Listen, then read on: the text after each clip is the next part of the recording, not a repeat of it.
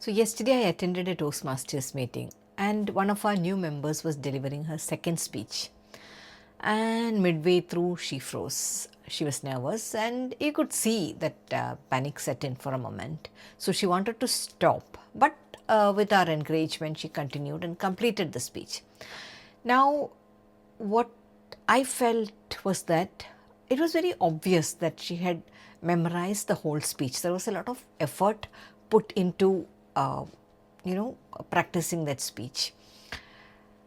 And that's why I wanted to say something about how to actually practice a speech. Memorization doesn't always help you deliver. It can help you to prepare, but especially under pressure, it doesn't work very well. And this is the reason. When we panic, the brain shifts into survival mode. And at that point, recalling becomes difficult. Not because you don't know the content, but the thinking part of the brain, our prefrontal cortex, temporarily goes offline. So that's why memorized speeches are the first to collapse under pressure, because they depend on the exact words and the exact sequencing of the words. So if you forget one line, the next line doesn't show up. And it becomes even harder if you are not a native speaker. You're already translating, the words from your language. It's not a confidence issue or neither a preparation issue. I would say it's an issue with your method. So I don't memorize speeches, so I thought, it's better that I try to come up with a video. So what I do is I internalize my speech. And I understood that this is somewhat brain friendly. So I call it read, flow, anchor method. So what do? First I read. I don't do any performance. I write my speech, and yes, I do refine it with ChatGPT, but then I refine it again. I make it my own. So, and after this process, I read it so many times. I just keep reading my script again and again. And I do keep a stopwatch next to me just to make sure that I stay within that given timing.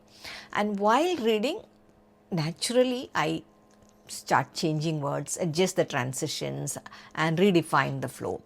So this helps the brain to store the meaning.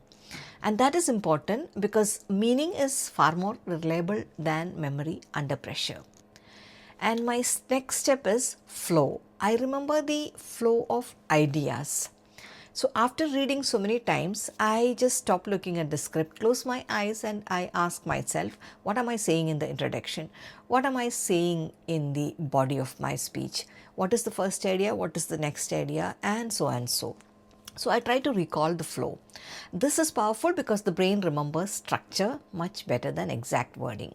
So even if one sentence disappears, the direction stays intact. I do forget, but that doesn't stop me from continuing my speech. And thirdly, I anchor. There are some lines that I do want to make sure that I say. So I do memorize only those lines and they act as an anchor. So I know, okay, I have to say this after the second paragraph. So I get my flow right when I have that anchor somewhere in my speech. So why does this work better under pressure? Because you are building multiple pathways to the same idea. You're not relying on one fragile memory route. So under stress, that exact word recalling can weaken, but understanding will survive. So instead of going blank, you can adapt. And I believe that gives you the confidence. So if you come back to the moment, my friend did finish her speech, and yes, that is very important. But real growth will come when you practice with ideas, especially when our language strength is still developing. Memorizing word for word adds a lot of pressure. But internalizing ideas builds lasting confidence.